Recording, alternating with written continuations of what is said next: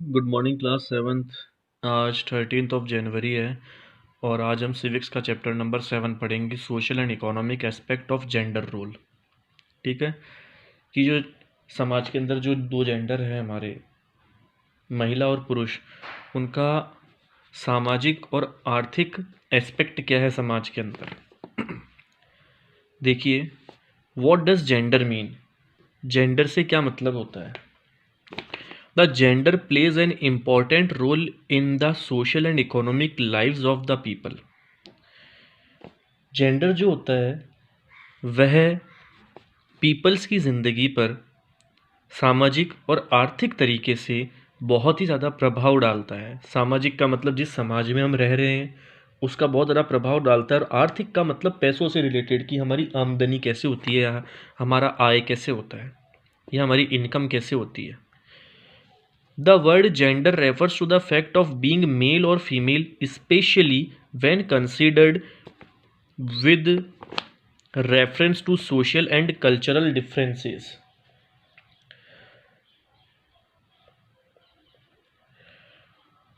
यह जो शब्द है जेंडर, जिसका हिंदी में मीनिंग होता है लिंग, से मतलब है पुरुष या महिला होने के तथ्य से। ठीक है, जेंडर से क्या मतलब है, पुरुष या महिला होने के तथ्य से, कि मतलब हम जेंडर के आधार पर ही ये डिसाइड करते हैं कि कौन पुरुष है और कौन महिला है, खासकर जब सामाजिक और सांस्कृतिक अंतर के संदर्भ में माना जाता है।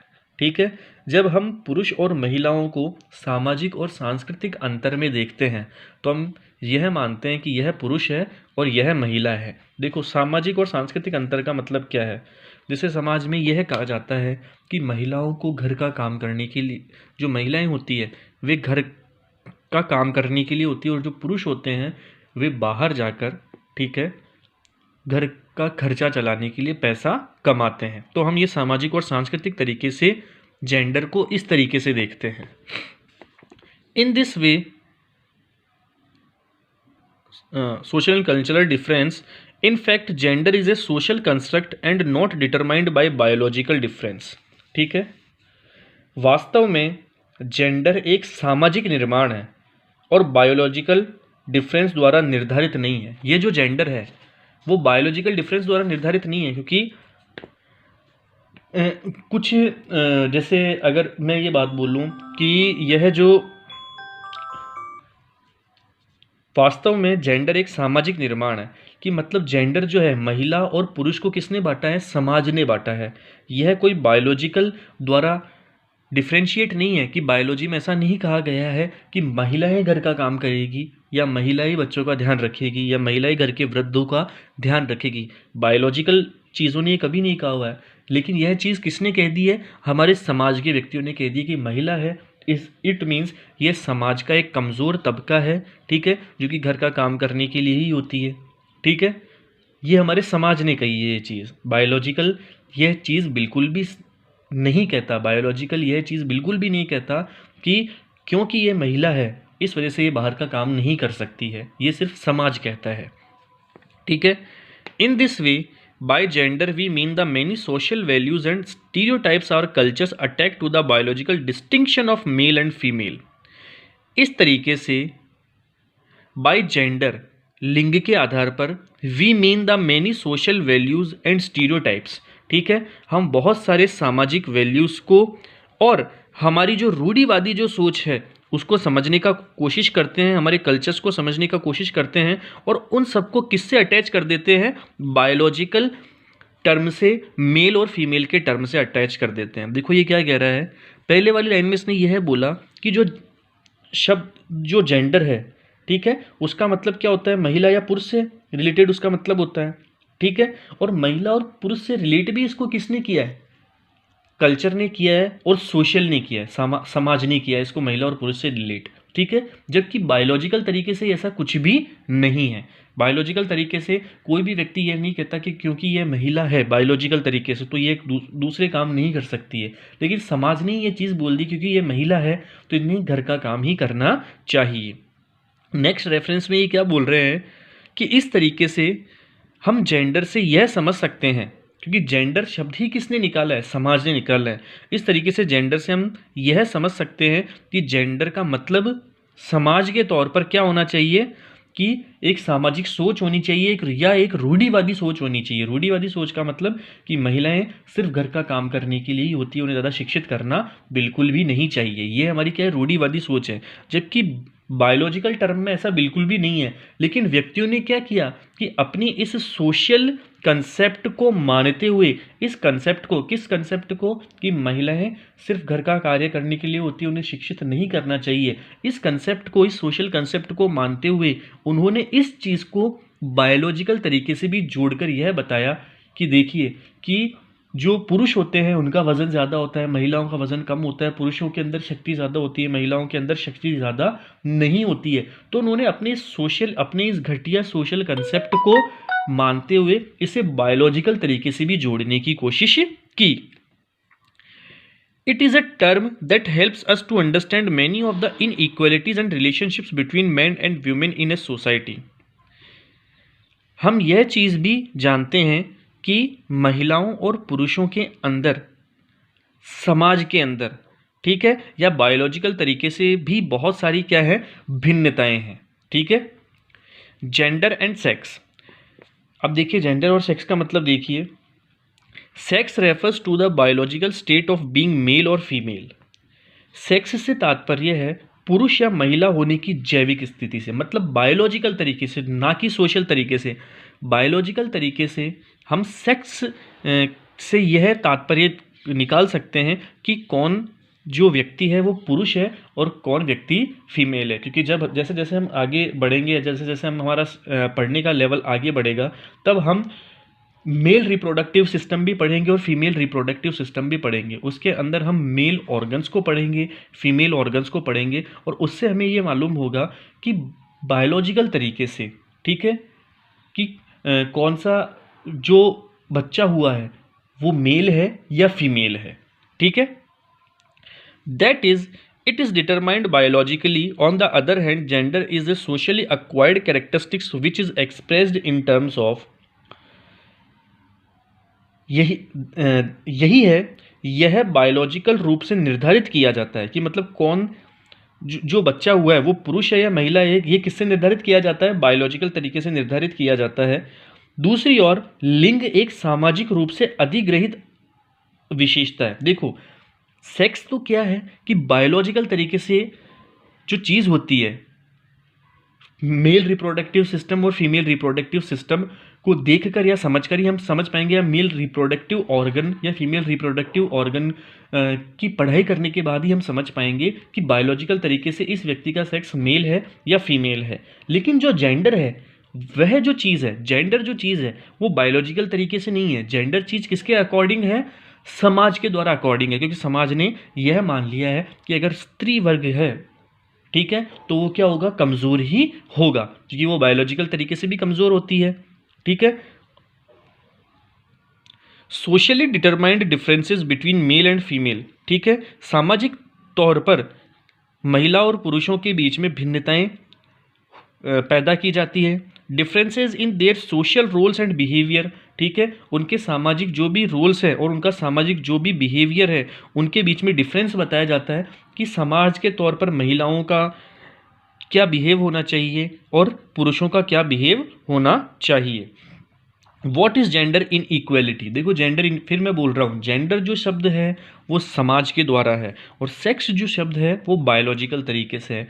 बायोलॉजिकल तरीके से बायोलॉजी ये बिल्कुल भी नहीं बोलती है कि अगर यह व्यक्ति, अगर ये जो बच्चा है, अगर वो लड़की है तो वो पुरुषों की जैसे काम नहीं कर सकती है, ऐसा बिल्कुल भी बायोलॉजी नहीं बोलती। लेकिन समाज के जो रूढ़िवादी जो व्यक्ति है, उन्होंने इस धारणा को संपूर्ण समाज के अंदर फैला दिया है।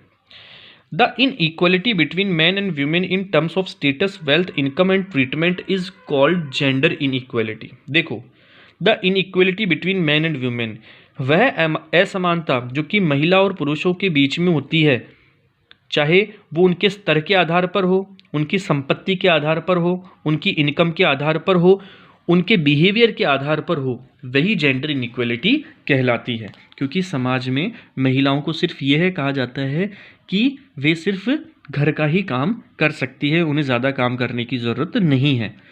Gender inequalities occur in social institution such as family, educational system and work places.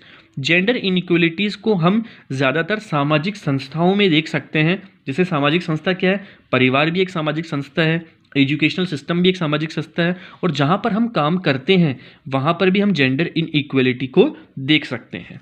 ठीक है, क्योंकि वहाँ पर पुरुषों को ज़्यादा महत्व दिया जाता है, महिलाओं को सिर्फ नॉर्मल कामों के लिए ही रखा जाता है।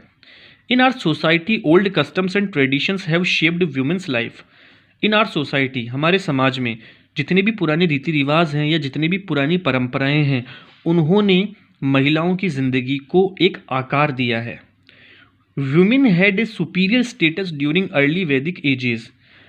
पुराने वैदिक काल में महिलाओं को बहुत ही उच्च दर्जा दिया जाता था। But as time passed by, लेकिन जैसे जैसे समय निकलता गया, her position in the society degraded. तो महिलाओं की जो समाज के अंदर जो पोजीशन थी वह धीरे धीरे कम होने लगी। She was subjected to discrimination and inequality. महिलाओं को भेदभाव का और असमानता का एक विषय बना दिया गया, क्योंकि ये महिलाएं हैं तो इनसे पुरुषों की तरह बिहेव नहीं करना है।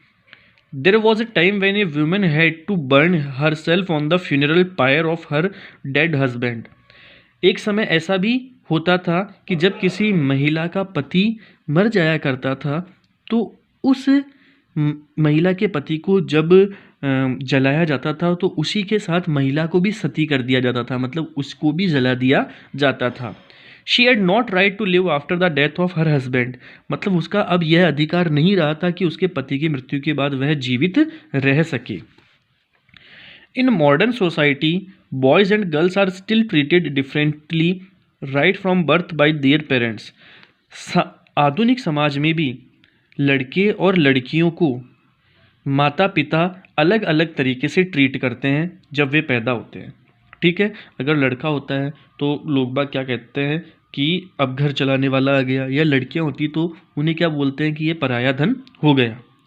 The process of gender inequality begins at the moment when a child is born and we exclaim is it a boy or girl.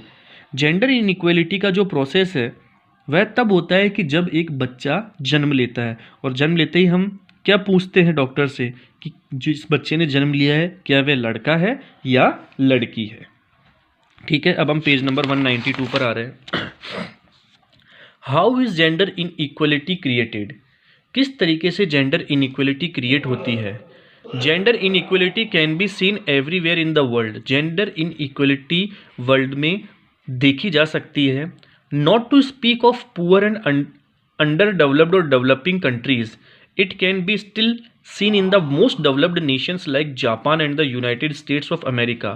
Gender inequality को हम अंडर डेवलप्ड या डेवलप्ड कंट्रीज़ के अंदर तो देखते ही हैं, लेकिन जेंडर इनइक्वलिटीज़ डेवलप्ड नेशंस के अंदर भी है। जापान के अंदर भी जेंडर इनइक्वलिटी है, यूएसए के अंदर भी जेंडर इनइक्वलिटी है।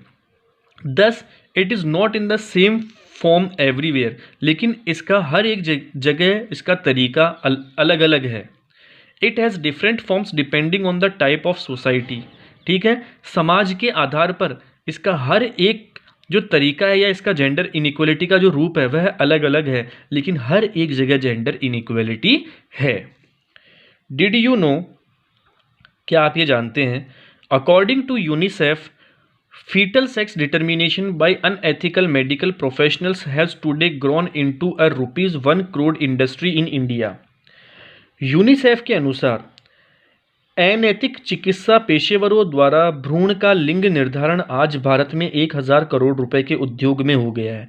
यूनिसेफ ने क्या एक रिपोर्ट जारी की है कि भारत के अंदर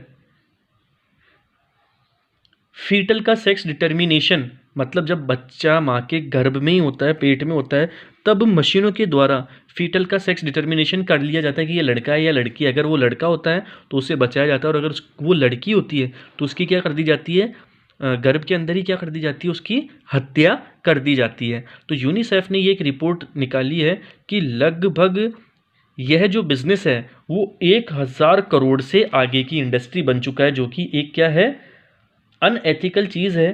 ठीक है, जो कि लीगली बिल्कुल भी सही चीज़ नहीं है।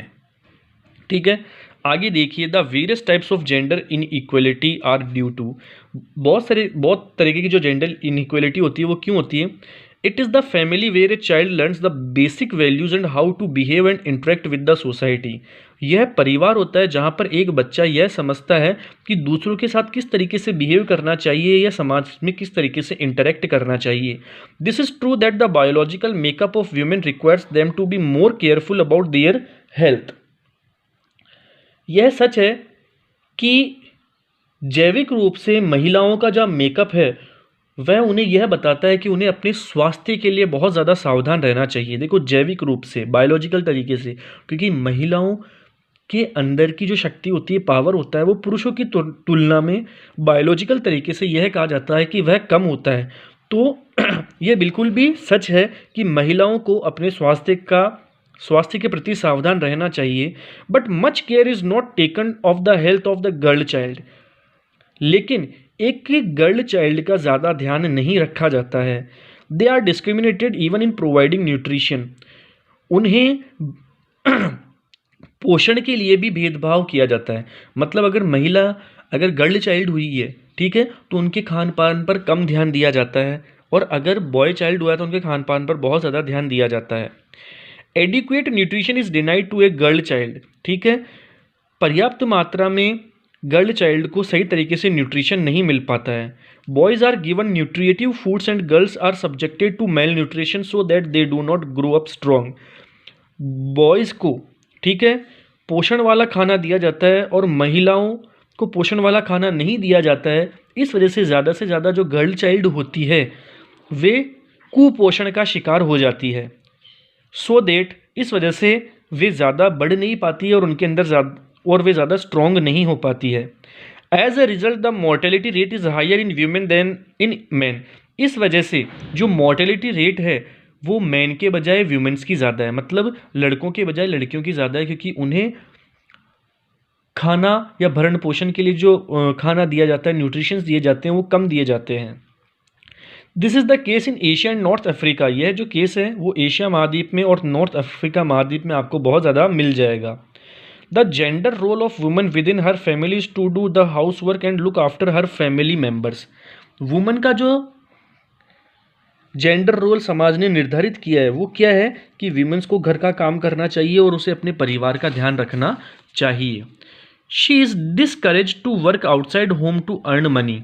अगर महिलाएं घर से बाहर पैसा कमाने के लिए जाती है तो यह परिवार के लिए डिस्करेज वाली बात होती है। मतलब परिवार को यह चीज़ अच्छी नहीं लगती है।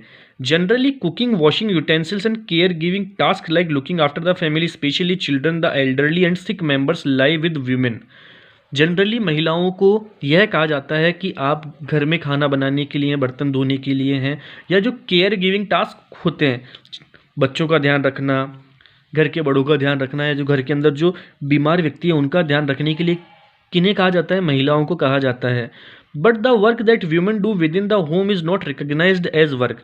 लेकिन जो कार्य महिलाएं घर पर करती है उन्हें वर्क के अंदर नहीं गिना जाता, कार्य के अंदर नहीं गिना जाता। उन्हें ये कहा जाता है कि ये तो आपकी रिस्पॉन्सिबिलिटी है, तो आपको करना ही है। On the other hand man work outside away from their residence. और अगर हम दूसरी तरफ देखें तो जो पुरुष होते हैं वे अपने घर से बाहर निकलकर काम करते हैं ताकि वे घर की आजीविका चला सके। They are considered to be bread winners in the family. इस वजह से पुरुषों को परिवार का ब्रेड विनर्स माना जाता है। ब्रेड विनर का मतलब वह व्यक्ति जो घर के अंदर अनाज लेकर आता है या खाने पीने की चीज़ें लेकर आता है। ठीक है क्लास, तो आज हम सिर्फ इतना ही पढ़ेंगे, बाकी का हम पढ़ेंगे नेक्स्ट क्लास में। तब तक के लिए थैंक्स।